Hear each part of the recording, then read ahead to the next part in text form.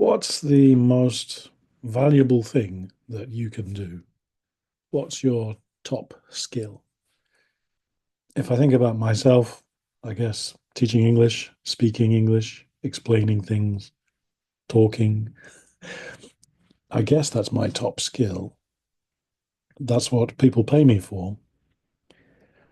But I saw an interesting blog from a man whose name is Seth Godin, and he has a blog at Seth's blog, SETHS.blog.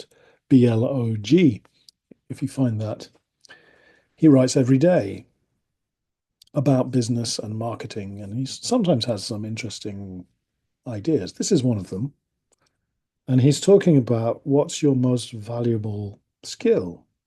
And he argues that it's not the kind of job that you do every day and the stuff that you say, the things that you say you are good at. For me, oh, I'm good at teaching. He would say, well, yeah, maybe, but maybe the most valuable thing that anybody has is making decisions. So in my example, if I was following his advice, he would say, hire somebody cheaper than me to do the teaching, to do the talking, maybe. And I would then be free, my time would be free to concentrate on making big decisions, how to move the business forward, how to find more students, how to change the style that I do.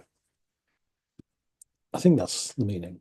And anyway, and he uses in this blog post, he uses the idea of a blender, you know. It's a blender. Oh, that's a blender behind me. And his point is every morning when he makes his breakfast using his blender, I guess that's how Americans make breakfast, I'm not sure. Um, every morning when he makes his breakfast, he doesn't make the blender, he doesn't build a blender. That would not be using his skills, right? His skills are putting the food in the blender and blending it up. I guess he's making a smoothie, right? Yeah. So the point is, what is the point? The point is you do the things that you can do. I think that's called leverage. You do the things that you can do really well and pay somebody else to do the things they can do really well. He's not a blender designer. He's not an engineer. He can't make these things, but he's happy to pay the money to have it already made by a company that knows what they're doing. He's then free to make a nice breakfast and to get on with his day. If you apply the same thinking to business, do the things that you most enjoy and are good at and can can turn into some kind of money, right? And then hire somebody else to do the boring stuff, or the boring stuff, the easy stuff that you do, or the busy stuff like busyness, the things that keep you busy. And that's the way to make lots of money. That's what he says. I'm still working on it, and that's why I'm still here, I guess. I don't know. What do you think?